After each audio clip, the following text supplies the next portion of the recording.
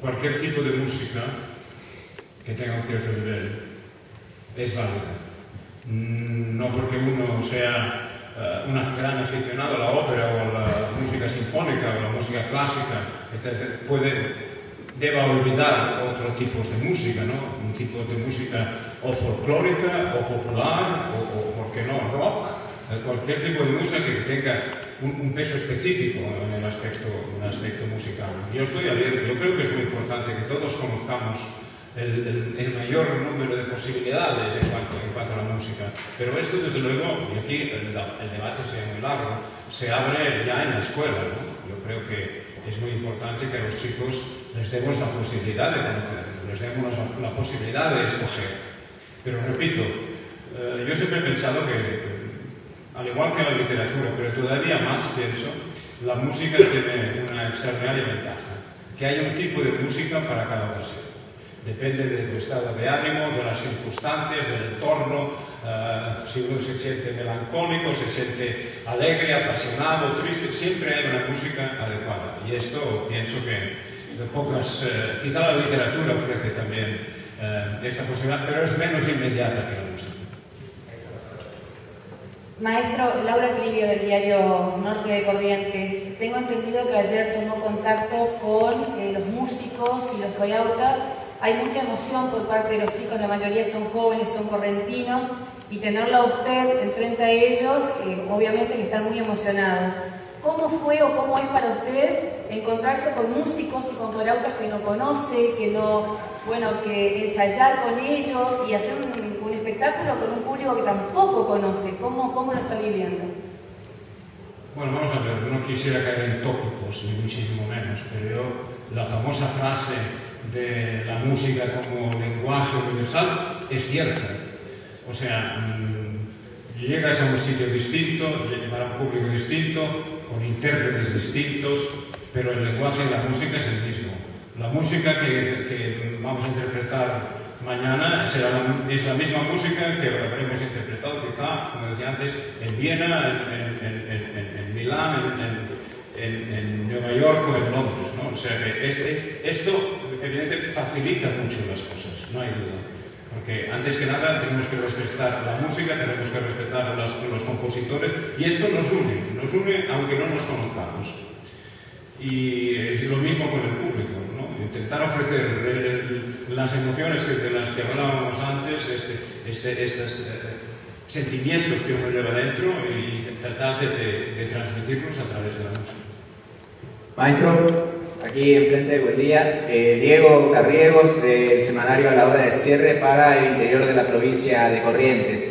Mi pregunta va más a lo que sucedió hace unos minutos aquí en la entrada. El descubrimiento de una placa en homenaje a los 100 años del edificio del Teatro Vera.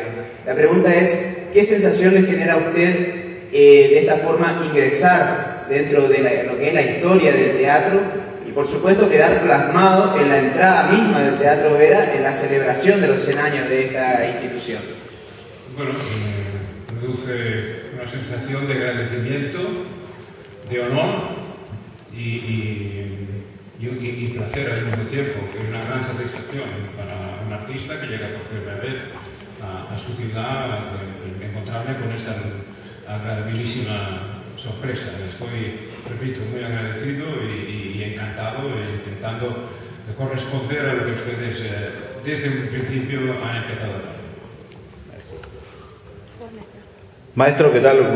Buen día, Néstor Buscemi, la Red Continental Corrientes. Le quería preguntar acerca, de lo que va a ser el concierto de mañana. Hay mucha expectativa, no solamente en la ciudad, en la región, por su llegada. Para un artista como usted, ¿cómo se prepara? ¿Cómo vive las horas previas a un recital en una nueva ciudad, en un nuevo lugar? Sí, como decíamos antes, enfrentarte a un público nuevo es siempre un reto, ¿no?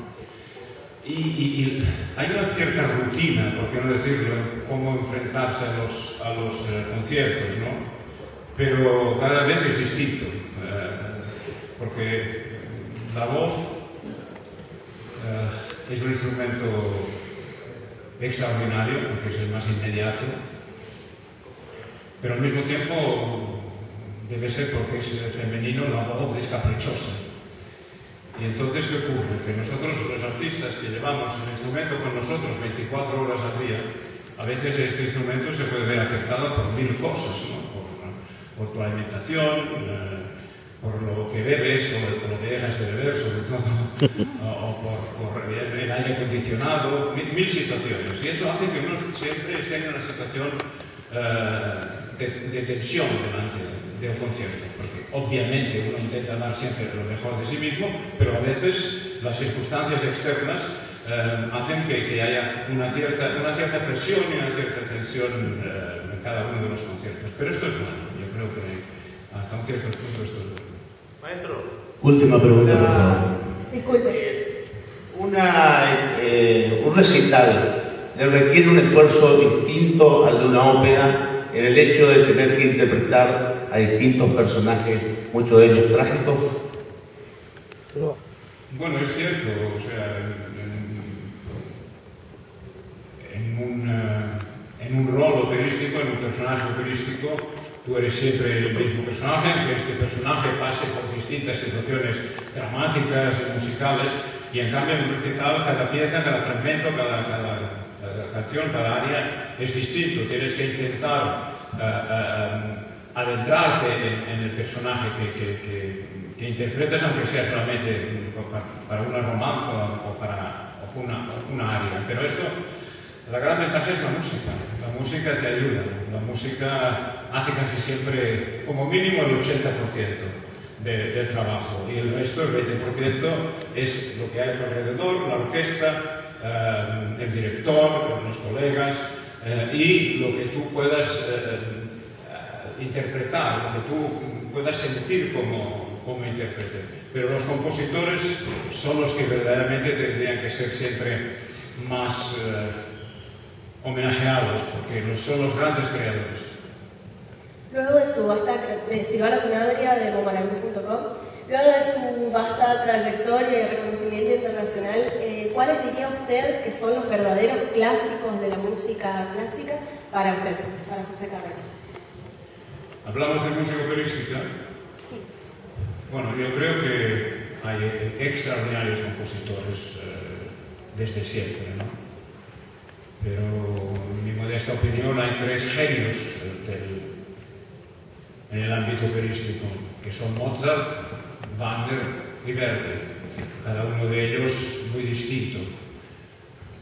Esto no quiere decir que no considere a los otros compositores, desde Strauss a Puccini, a Bellini o a Tchaikovsky, también extraordinarios, pero genios musicales, repito, en mi modesta opinión, son los 3 que he mencionado. Y todas las obras quizá no todas, pero la mayoría de las obras que ellos han compuesto. Una pregunta para Verónica Cangendi.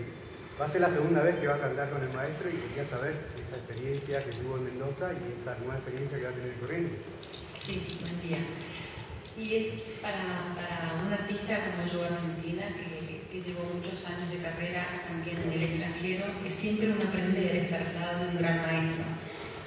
Creo que esta es la ventaja de los artistas y de la música, que cada día uno aprende y siempre trato de aprender. Y es una emoción y muy grande poder estar en esta oportunidad al lado de un gran maestro, de un gran cantante, alguien que hizo un antes y un después en el mundo de la ópera.